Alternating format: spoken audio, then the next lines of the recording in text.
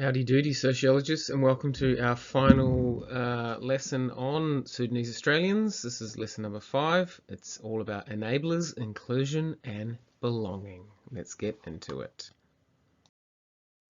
Okay, our lesson goals for today are: you're going to know some enablers to inclusion for Sudanese Australians, and they include community organisations, government support, and you're going to know how Sudanese Australians feel a sense of inclusion and belonging. Yeah, so when you're asked questions about group identity, you're going to be talking about how Sudanese Australians feel included and a sense of belonging in their own community. Yeah, so there's kind of two parts to the case study. There's barriers and enablers to inclusion in Australian society, and then inclusion and belonging within their own group identity. You're also going to be able to conduct a SWOT analysis, that is strengths, weaknesses, opportunities, and threats. Okay, we're going to hit you with the notes straight up. Okay, enablers, things that enable social inclusion for Sudanese Australians in Australian society. What do we got here? There's skill in developing ethnic hybridity. Okay, so they come from one culture, they come to Australia and develop new parts of their culture from there and become ethnic hybrids, and they have skill in that. And there's this thing that I read a whole heap of interviews with Sudanese Australians, and they talk about walking the line, which is walking the line between traditional Sudanese culture and the expectations of Australian society. And every Sudanese Australian has to walk that line. Every migrant has got a different mix of the different ethnicities: Australian, Sudanese Australian, traditional Sudanese, and so on. Okay, another enabler is, well, we did mention it briefly in barriers. Language is really an enabler for most, because the vast majority of Sudanese Australians speak English. Another enabler is well-being. Most are very happy with their lives in Australia, in particular those who have come from war-torn countries. And migrants, and this is true of most migrant groups, migrants are generally highly motivated to contribute. Yeah, it's a really big effort. It's a really big effort to migrate to another country. So when you get there, you really are motivated to want to contribute to that society. More enablers, and let's look at community organisations. So in the media, we have 1224 AM on Friday mornings. There's African radio there. If you've got a spare hour on Friday morning, check it out. You'll probably learn quite a lot that you'll be able to use for this subject. Also 3ZZZ on Friday from 12 till 2. There's a show featuring Sudanese and African youth. So that's quite clever. Between the two shows, you can actually get 3 hours of African and Sudanese content in a row from 11 until 2 PM on Friday. And I'm going to listen to those shows this Friday. See what I can find out. Also, there's a magazine, African Oz magazine. There's some old issues there. If you go to that online magazine site, it did unfortunately close in 2011. Remember that there used to be way more Sudanese migrants coming to Australia than there are now. So at the African Oz magazine was probably popular at the peak of that migration period, which was around about 2003, 2005. SBS also has quite a lot of content for Sudanese Australians. There are some community organisations, and we're just going to focus on one in particular. I'm going to show you a few different things from their Facebook site. It's the South Sudanese Community Association in Victoria. Memorise the name of that organisation. They organise community events such as the Positive Parenting Program. They do get a little bit of government funding. Okay, more enablers, government support. Yeah, so the Australian government has a vested interest in making sure that migrants succeed when they come to Australia. So they provide settlement services, assisting people finding housing. They provide translation services for any interaction with the government that might need to be done. They will provide a translator if needed. They provide English language courses for migrants. And they also provide grants for social cohesion programs. So organisations who want to organise some kind of multicultural event are able to get government money to support that program. For example, the South Sudanese Community Association in Victoria will be one of those groups that gets money from those grants. There's a particular focus on Africa at the moment for government support because there's been a feeling in the community, and you see this in the media over the last few years, that African migrants probably need a bit more support to integrate with Australian society more generally. Okay, inclusion and belonging. So how do Sudanese Australians feel included and a sense of belonging in their community? Many have a shared migration experience. Obviously that's not true for the younger Sudanese Australians who were born here in Australia, but of course all their parents have gone through that similar experience. Many Sudanese Australians are trying to leave tribal politics from back in Africa behind, and those communities are generally supportive and united.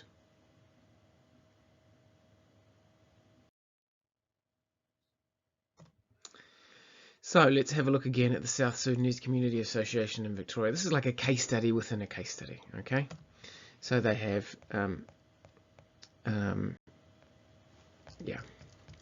that's a really, really important organisation that develops inclusion and belonging. We'll look at that a bit more in detail. There's also dance competitions for Sudanese Australians. I think we looked at a little slide showing one of them, where you could win $5,000 if you were the best dancer. There's traditional wrestling competitions. I think we looked at a photo of that. Awesome. And there is South Sudanese School Community Information and Support Meeting for schools with high levels of Sudanese Australians, such as in Tarneet and Manor Lakes and some of the southeast suburbs. That would be through a school. And there is also the Victorian African Community Awards. So there's just some ways that Sudanese Australians feel a sense of inclusion and belonging. One of the main ways that Sudanese Australians feel a sense of inclusion and belonging is through the cultural activities that they partake in together as well. So here's a Facebook page for the South Sudanese Community Association in Victoria. They do have just a normal website as well, but there's way more stuff on this Facebook page. I did link to it in the extra homework section for the last lesson. So here's just all the posts. They've been holding watch parties. Different members of the community post links to news items from all around the world. That there is Australian based, I believe. Scroll down here. Highly recommend that you have a look at that page and have a look around, because you're going to find a lot more stuff. Doing a little bit of your own research than what I can give to you, but we just have a scroll down there. So there you go. All different Sudanese type stuff, and then if we go into recent group photos, there's a whole heap of stuff. Here we go. All kinds of stuff there. So there we can see the traditional wrestling groups that they organise. Just various local support groups. Sudanese, a South Sudanese stall at a market there. And then there's often links. So they had a summer barbecue there. This group promotes diplomas for people to do things such as community service, which you can see there. Teen basketball leadership camp. And there's some photos of some local community organisation meetings that they've been having. Community consultation meetings. Yeah, so that's a really important resource for that local community there. Cool. So here's a screenshot from a school website, Manor Lakes Peak 12 College, and this is the South Sudanese School Community Information and Support Meeting. Yep. So that's all organised by Sudanese Australians. Here's an event that was organised by the South Sudanese Community Association in Victoria, a party in the park.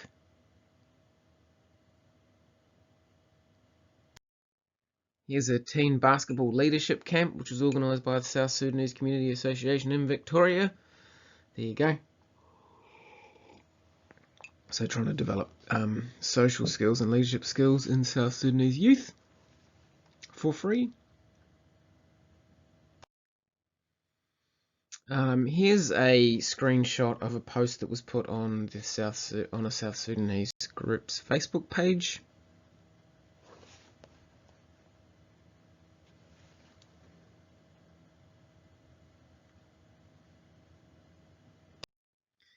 And here's an ad for a summer barbecue that has been organised by the Centre for Multicultural Youth out in Sunshine. Okay, our activity today, as mentioned, is a SWOT analysis. So take the idea of enabling inclusion in Australian society for Sudanese Australians. So fill out a grid like that. Give me one for each. Which one strength of enabling inclusion for Sudanese Australians, one weakness, one opportunity, and one threat.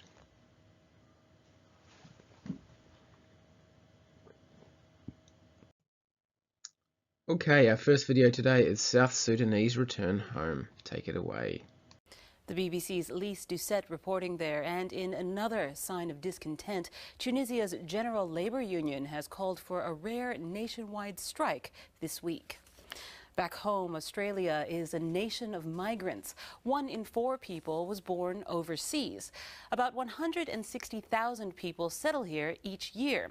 Some of them return to their places of birth. The number leaving permanently is almost 20,000 a year.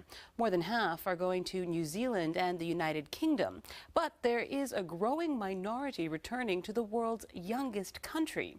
Once refugees, they now hope to help South Sudan establish itself. Francis Deng is packing up to leave Australia for good. I am excited. I'm excited to return to South Sudan. I'm excited to meet the people of South Sudan. I'm excited to see how that country is working and operating after emerging from civil war and since it became independent. Mr. Deng is a product of that war. A refugee for 15 years, he spent most of that time in Kakuma refugee camp in neighbouring Kenya. His ticket out when he was selected, with 23,000 like him, to resettle in Australia. Here, he trained as an army reservist and gained a bachelor's degree in commerce, landing him a lucrative bank job. Now, he's leaving that all behind.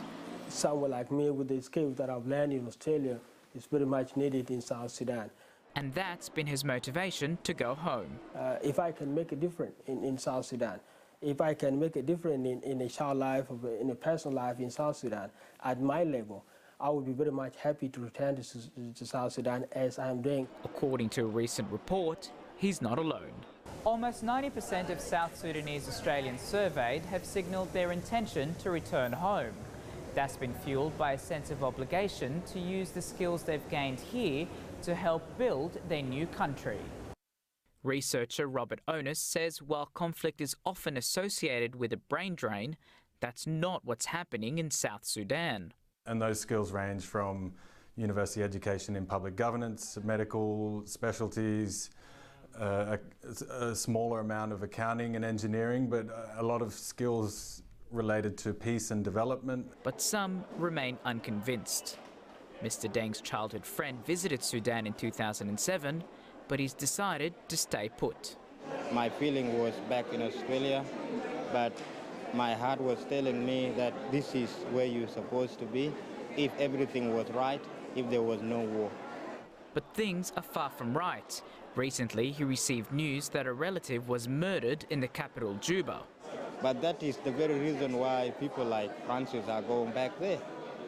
Because if things like that are happening, you need more good people going back to actually join the system and the process and change things. So that one day, these friends can reunite in South Sudan. Sahel Damouni, World News Australia. And according to the Bureau of Statistics, the number of permanent departures from Australia declined in 2008 and 2009. It's believed that, Ricardo, was mainly due to the global financial crisis. Okay, like it when you talk business and finance. Thanks, Kathy. And our final video for the whole case study, African refugees in Australia, the bonds between Africa and Australia. Check it out. For my family, when we were back in Africa, my grandmother was in America and she lived in America for 15 years. And when the war took place, we were on the refugee camp. She used to send money back to us on the refugee camp because the UN food ration they were sharing among refugees wasn't enough. And we just couldn't depend on that because people were dying from starvation. So we are also doing the same thing. We are here today, but we do think about friends and relatives that we have left behind. We try to send everything we've got back home to support our other relatives, because if we don't send it, where are they going to survive from? Florence is from Liberia. It is amazing that despite all the aid going to Africa, the monetary support individuals send back to family members is subject to fees. Surely an aid agency could rectify this. Western Union is the safest and the fastest way of sending money. So that's the only link we've got here. There are no other links that I know about. If you want to send money through Western Union, I just sent like $150 like 2 days ago. The $150 I sent through Western Union, I had to pay like $22. The Rwandan Coffee Club sells coffee and tea and uses the proceeds to buy cows for victims of genocide. Aubert explains. Being a survivor, I know how hard it was after the genocide. I know how these people suffer from what happened. I know how they have, you know, they suffer because they lost their, you know, almost everyone from their families. They suffer again because they lost everything. I know that the help we are providing with the Rwandan Coffee Club is really almost nothing.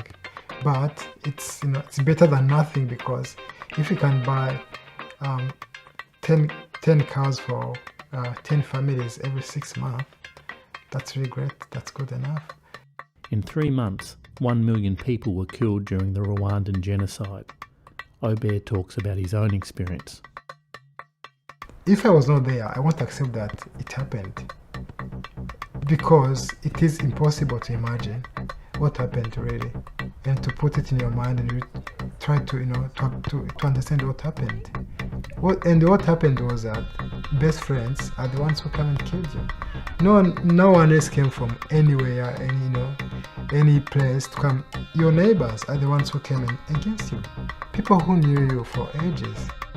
I know one thing, that in human being are, you know, very, very complex, you know, very complex and very hard to understand.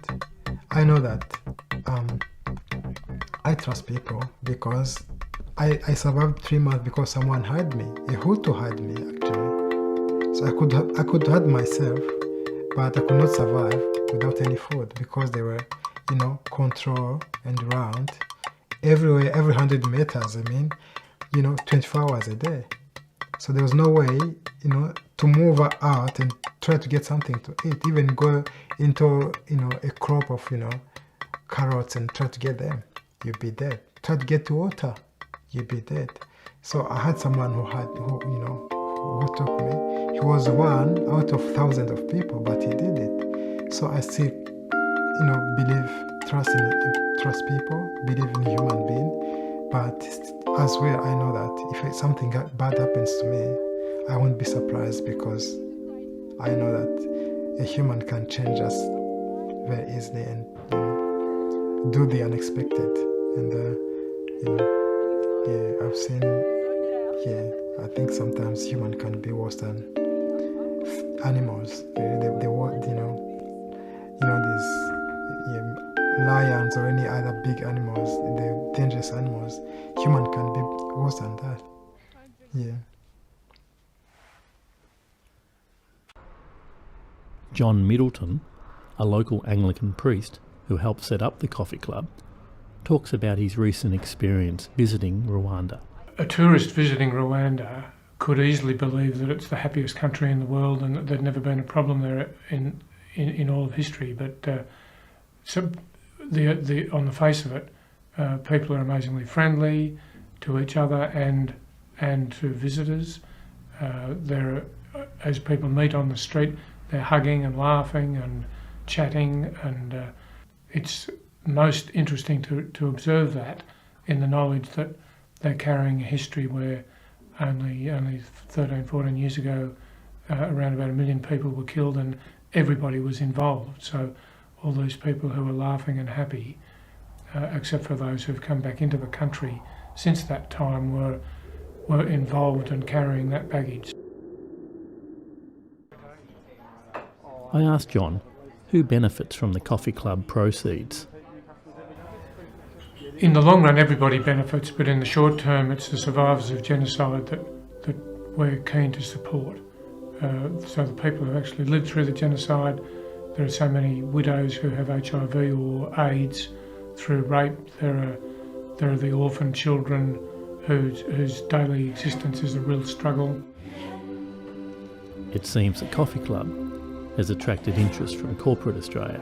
The Rwandan Coffee Club has been based on supplying individuals, coffee cells in businesses, in hospitals, schools and the like, and that'll continue. We've also had a very exciting development that we've spoken with Woolworths, who have agreed in principle to range the product nationally and enabled us to start in a small way and grow into supplying nationwide as we're able to. And that's really great because it means that we can engage in projects in Rwanda which are far more significant, far more substantial. We're looking towards skills training, providing equipment and resources for people to be able to build their own small businesses, to be able to be self-sufficient and sustainable, to be able to get a cash flow happening in communities in an immediate way.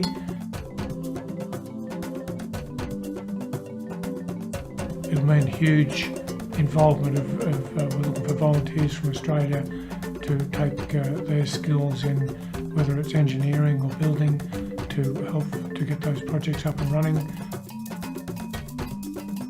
So there's going to be great benefits for all concerned, both in Rwanda and for those who visit there, in establishing relationships with the country, the people, and learning of the richness and diversity of the culture there.